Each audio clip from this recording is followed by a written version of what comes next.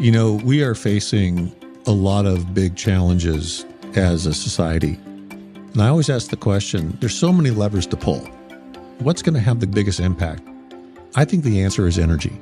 Clean, sustainable, environmentally friendly energy. You're listening to Good Clean Energy. I'm your host, Jim McNeil. So what are you thinking about today? You thinking about the economy, the environment, healthcare, education, talking about social policies? You know, all these things are defined by policy in our nation. In fact, I think that policy and policymakers are kind of the unsung heroes of our political process. Without policy, we don't have the laws. We don't have the roads. We don't have schools. We don't have government. We don't have national security. We don't have any of the things that actually make this a great nation to live in.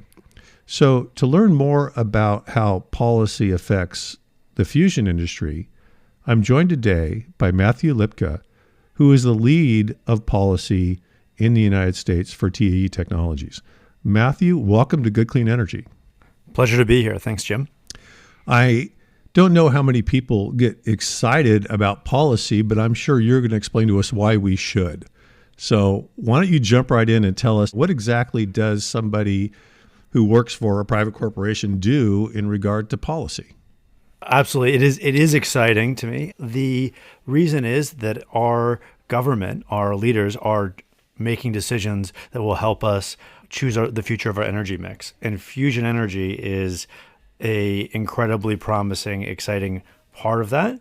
And so my job is to do basically three things: to get to know the right policymakers so that they have a grounding in who TAE Technologies is, to educate them about the reality of TAE's and other fusion energies technology, because there's a lot of myths when it comes to fusion, and to advocate for the specific policies that will enable the fusion energy to grow and succeed in the United States.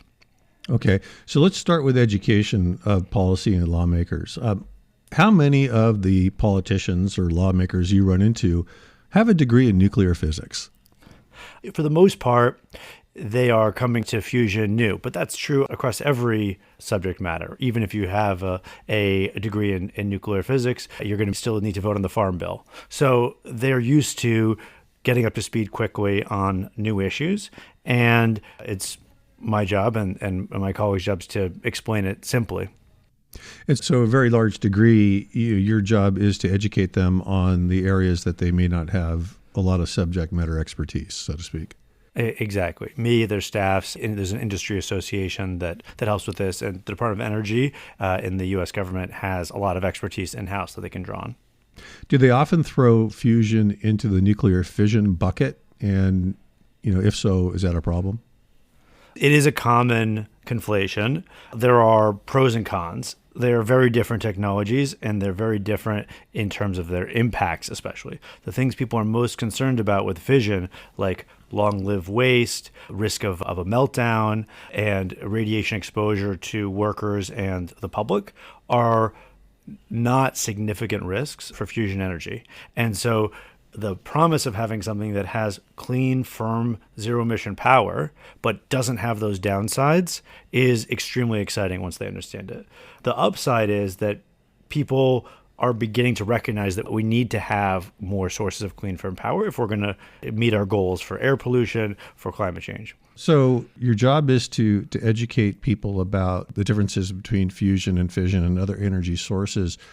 Which aspect of fusion is the aha, raised eyebrow moment when you're talking to lawmakers? I think that both parties are excited about it, but for maybe a little bit different reasons. The fundamental promise of fusion is exciting to all American policymakers because it promises to have abundant energy affordably. Right? Energy is the source of so much conflict in the world. We think about wars related to oil. We think about competition for water. And if we could have abundant energy without the downsides of pollution, that is the dream. And so I think that fundamental promise appeals to every American.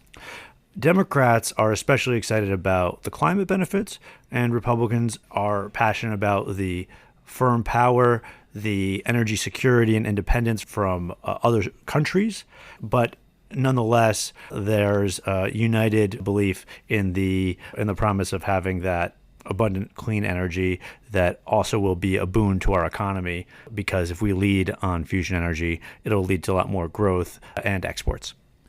Yeah, I would imagine that both parties have a keen interest in the long-term economic benefits that fusion power can bring to the country. Absolutely. That is a key issue. We've seen in other technologies where the United States has developed the core technology, invented solar panels, for example, or electric vehicle batteries, and yet hasn't gotten the economic benefits, that those benefits have gone primarily to the manufacturing countries in Asia and other places. And we, of course, get the benefits of using these technologies, but haven't realized the full economic benefit. So here they see an opportunity to do it right, to ensure that the United States both leads on the invention and realizing the economic benefits of it. So while fusion and fission are very, very different approaches to producing clean energy, they're both in the nuclear category. So technically they're covered under the NRC, the Nuclear Regulatory Commission. What progress have you made in educating the NRC that fusion should be treated differently? This is actually a great tailwind to fusion, because the Nuclear Regulatory Commission has decided that fusion should be treated as under what they call their byproduct material framework. Instead of treating it as a fission plant, which has all those risks around waste, around meltdown, around high levels of radiation, they recognized that the issues associated with fusion are not nothing. There's still some radioactivity, at least in some approaches, but they can be managed through this existing framework called byproduct materials. And so what that means is this framework is not a strict, every plant must meet exactly this level. It's if your level of risk is just so high, then the rules are adapted to meet that level of risk. So it's a technology neutral, risk appropriate framework. And it's actually the framework we've been working under for decades at TAE, because it is actually implemented by the states. So we're based in California, and the California Department of Public Health has been regulating fusion under this set of rules, all of our research devices, for more than 2 decades. And so that means that we have a lot of experience operating under this, and that decision by the NRC to recognize fusion is not fission. We are going to have new rules that are under development right now. That is going to give a lot of confidence to investors, to commercial partners, and to developers that we're not going to face the big hangups that the fission industry has faced, where they are seeing tens or hundreds of millions of dollars in licensing costs, not to mention additional equipment that they need to implement that may not be appropriate for the level of risk that a fusion company is presenting. Is it true that fusion is going to be governed in much the same way as nuclear medicine is managed today in America?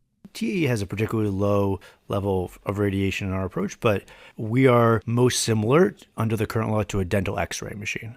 Okay, so it's very different from a fusion plant. My dentist's office is in the basement of an apartment building. So you can have these devices close to populations with, of course, appropriate shielding and appropriate safety measures. But basically anywhere you could put a hospital with an MRI machine, you could put a fusion machine. And so that is the regulatory system that is most similar to how fusion machines are going to be regulated. And new rules and guidance are underway right now from the Nuclear Regulatory Commission that will spell that out very specifically, and then each state will go about enforcing and implementing that. So you could put a fusion plant underneath the Empire State Building in the densely populated New York City area under these rules. That certainly would be possible. I don't know if that would be my first choice, but it's certainly possible. I think basically wherever you put a hospital, you could put one of these. Yeah. Well, there's a bunch of hospitals in Manhattan, so that could certainly be the case. And is it true? I mean, obviously, as you mentioned, TAE has a different approach to fusion than other parties. And so I imagine, the boron camp is going to be treated differently than the tritium and deuterium camp. That's right. That's one of the big advantages of this byproduct material approach, because the rules can be adapted for each plant. So what will happen is you will submit an application and say, here are the risks specific to my plant, and here is how I'm addressing them. And that will be reviewed by the licensed authorities. And so the risks that are presented from TE's technology are different from a facility that will store tritium on site. They're both much, much lower than fission, but they're just different risks. And so you can have an application that says we will have shielding that's appropriate to our actual risk. And that's important because one of the challenges that fission has faced is requirements that are not necessarily perfectly risk calibrated to each individual plant. And that has driven up costs. And so we need to have a low capital construction cost while maximizing safety in order to be economic, and avoiding unnecessary regulation or unnecessary equipment is critical to achieving that. So we'll have all the necessary equipment and we'll justify that, and they'll review it and approve it, but it will not be a sort of one-size-fits-all approach. So I think it's important to make the distinction that we have nuclear fission, which, as you said, has a risk of meltdown and radioactive waste. We have nuclear fusion, which kind of comes in two major flavors right now, which is the deuterium-tritium crowd, which produces neutrons and has, very, very modest radioactive waste. And then we have the boron crowd, which TAE leads, which is an aneutronic process, which does not produce free neutrons. So these are all going to be treated differently based on how they approach the problem. To kind of be clear on the tailwinds for fusion, you do have definitive progress in terms of laws, right? This framework has been signed into law by Congress? That's right. So the Nuclear Regulatory Commission made this decision, but a future commission could reverse it, or a judge could say that decision was not the correct interpretation of the law. So Congress decided to codify in statute permanently the decision of the Nuclear Regulatory Commission to regulate fusion as particle accelerators and use this byproduct material framework. So that gives us a lot of certainty that when we build our machines, they will be treated under this new regulatory system, and that it won't change just because a new regulatory commissioner comes on the commission. And that's important because 5-10 years ago, the Nuclear Regulatory Commission was leaning towards treating fusion as a fission plant. So actually moving it all the way to this point of we've got in law that we know we're going to be a byproduct material, that is giving us a lot of certainty that will help us go and raise the capital and build the designs that will meet those rules. So obviously this certainty de-risks investment in the fusion sector. And I think this is a good illustration of what you do, which is to educate and influence policymakers to pass laws that make all this stuff possible. Yeah, that's right. The commissioners have actually spoken about how not just TE, but the 25 American companies that are part of the Fusion Industry Association, as well as international companies interested in operating in the United States, that these companies coming in and explaining their approach, our CEO, Michael Binderbauer, presenting to the Nuclear Regulatory Commission about what is the actual risk that we've calculated could come from one of these plants, and it's so much lower than everything they're used to. Those things they've pointed to and said, this actually helped us understand how to regulate fusion. One of the things that's particularly remarkable here is that there is not yet a fusion power plant, and yet they've already gone through this process to start updating their rules to enable it. You don't usually see regulators getting this far ahead and going through the process before the last possible minute. So really a forward-thinking commission that is enabling these new technologies. I think that's a function of the fact that the physics are really well understood, and that fusion is so hard to do, because if you have anything that meddles with the perfect environment that you need to maintain fusion, the whole system just stops working. Yeah, that's right. It's so hard to do fusion, But its failure mode is it just stops. It doesn't melt down or explode. It doesn't continue to operate. Exactly. So Yeah. so failure is you stop making power and money, not injuries. So that's a very good baseline. And as you say, we've been doing this a long time. We've been working on fusion for a long time as a society. Moving on past that great victory of getting a law passed, what are some of the things you guys are thinking about in the future? What do you have to focus on to hasten the delivery of fusion to the market? So I think a couple of things to highlight. The first is funding. There's been a long history of government funding for a public program, public facilities of fusion. But we've seen, of course, starting with the emergence of TAE in 1998 as the first private fusion company, and now in the last 27 years, we've seen more than 40 companies emerge working on fusion. We've seen a huge growth in the private commercial fusion industry. And so what that has necessitated is more public-private partnerships to fund the final stages of research and the construction of new plants. One of the challenges with any new energy technology, when you build a first of a kind, it is by definition not proven in a commercial environment, right? It's the first. And that is not the kind of thing that you can go to your local bank and get a loan for. And these are expensive, hundreds of millions or billion-dollar investments. And so there is a role for the government to help fund these programs. They stood up a program called the Milestone-Based Program, which is based off of the program that launched SpaceX, which was the NASA COTS program. And the idea there is certain companies will apply for this, and if they hit certain milestones, they will get funding from the government that will ultimately lead to a pilot plant.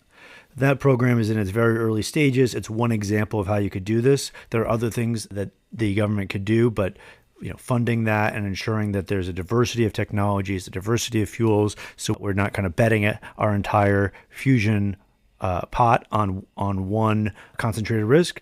That's the kind of thing that the government can do to help enable these new technologies. And of course, that is matched and accompanied by private funding. All right, so it is a good investment for the government because they're not footing the whole bill. So that's one area where the government can step up.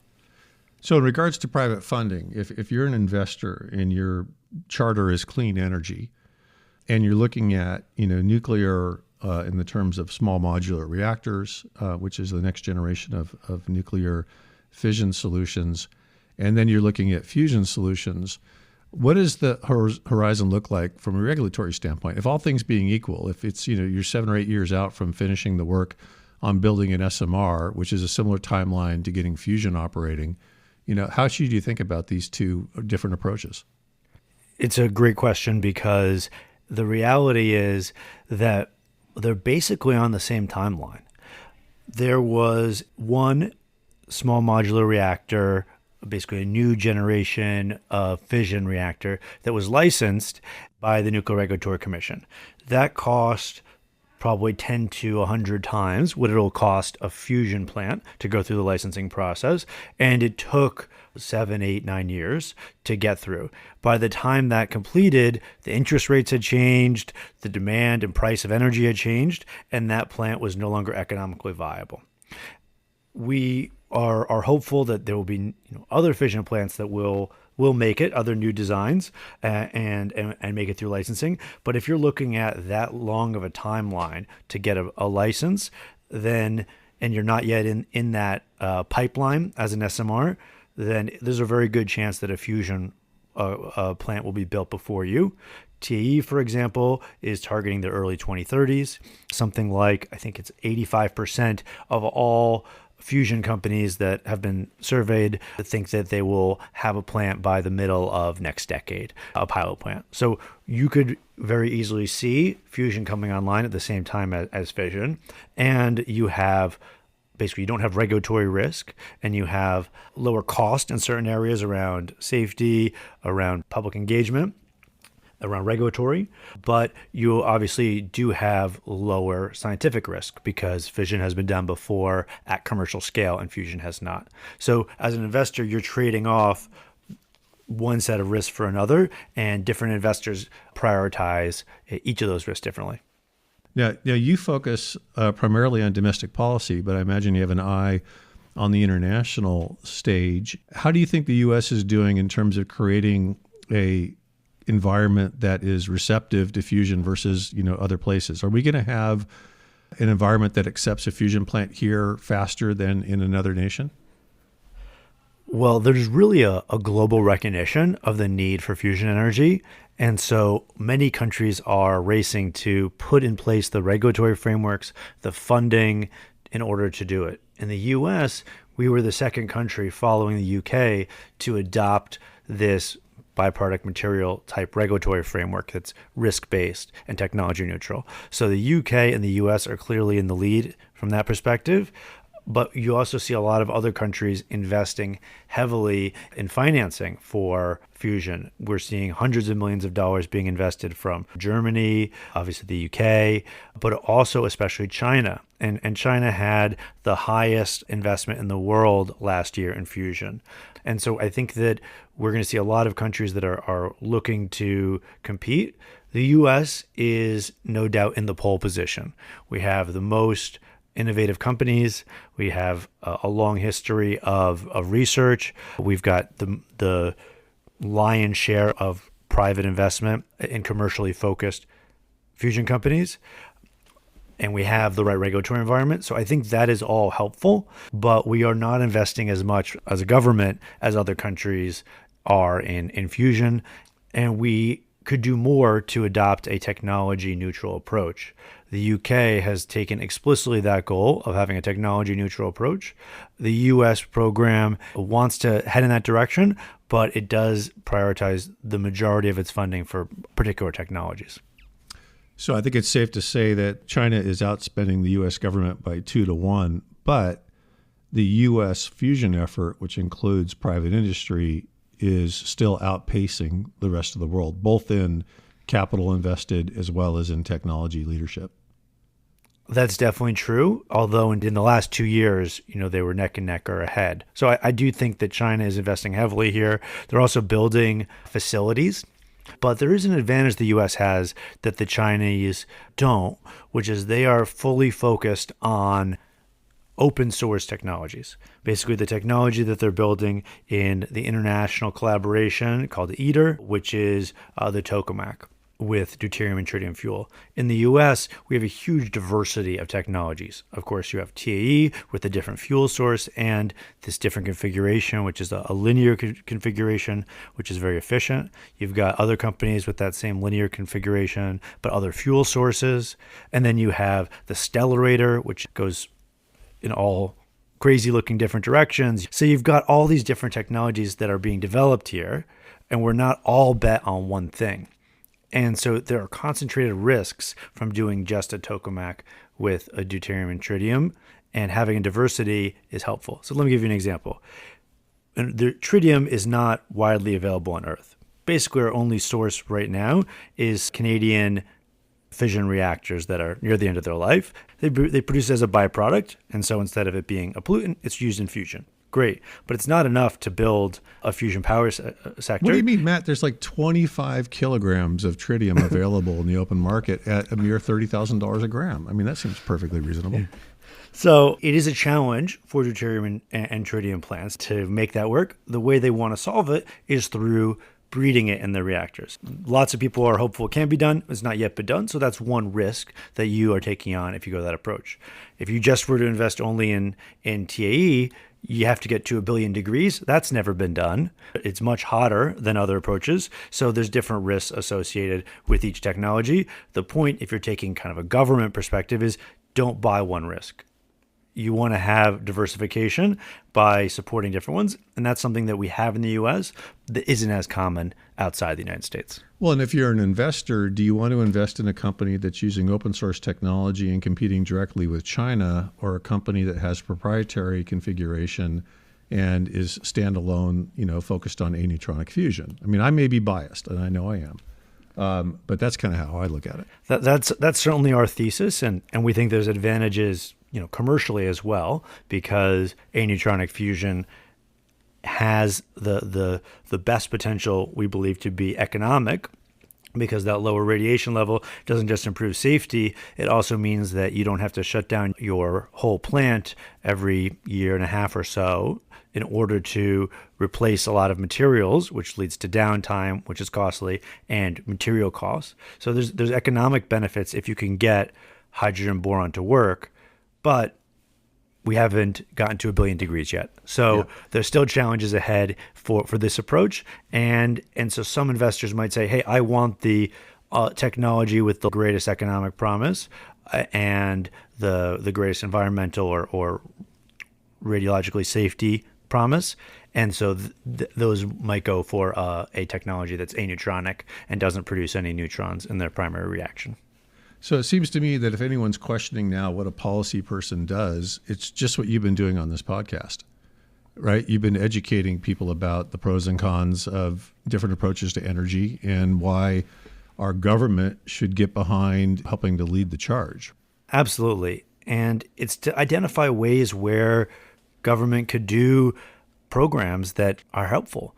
That example of the Milestone program, there was not a Milestone program before that existed. And so people had to do research on what are the different ways that government has kicked off new industries with new technologies that have never existed before.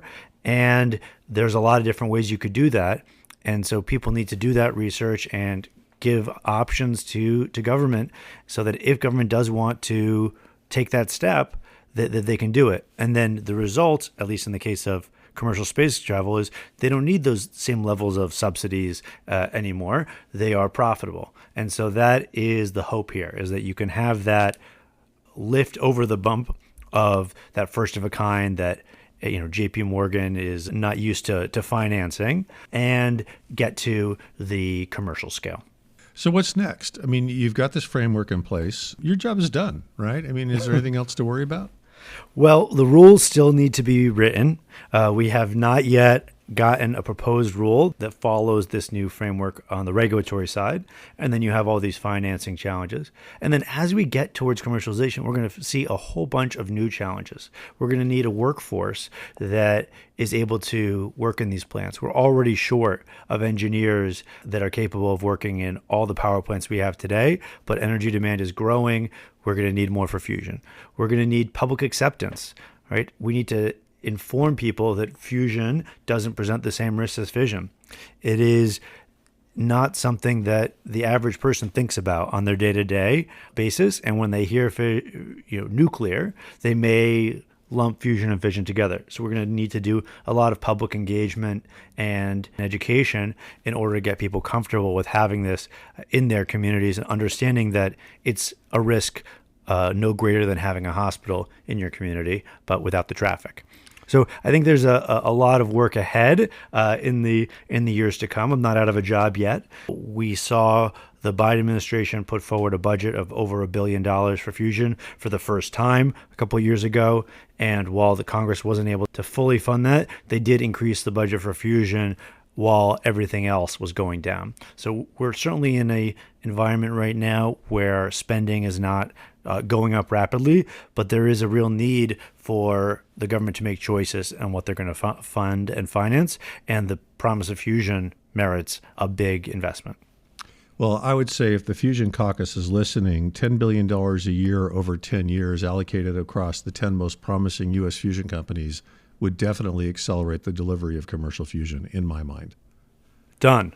Let's do it. Okay, good. Let's get that done. Matthew, anything else we should cover today? Jim, I just want to say I think that fusion has such tremendous promise for clean, zero-emission, firm and reliable energy that doesn't require any resources that are not already in the United States. There's a town in California called Boron where we can get a lot of boron from. Hydrogen comes from water. So I think that we have a huge opportunity to deliver on so many of our goals, whether it's climate, energy security, national security, economic growth, and public safety, and meet the demand for energy from AI and clean manufacturing that is only going up. So I think fusion presents a potential solution to so many of those policy priorities that are shared by both parties. And now it's just a matter of putting the last push behind it to get it to commercial scale. Well, Matthew, thank you for the work that you do. And also thank you for kind of reminding me of how integral policy is in governing our country and making it a better place to live. I think we take it for granted, and I appreciate that you brought it to our attention. Thanks so much for having me on, Jim. This was great. Thank you for listening to Good Clean Energy.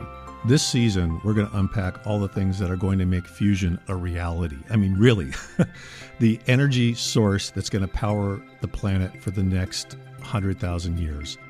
I'm pretty excited. I hope you are too. Thanks for listening.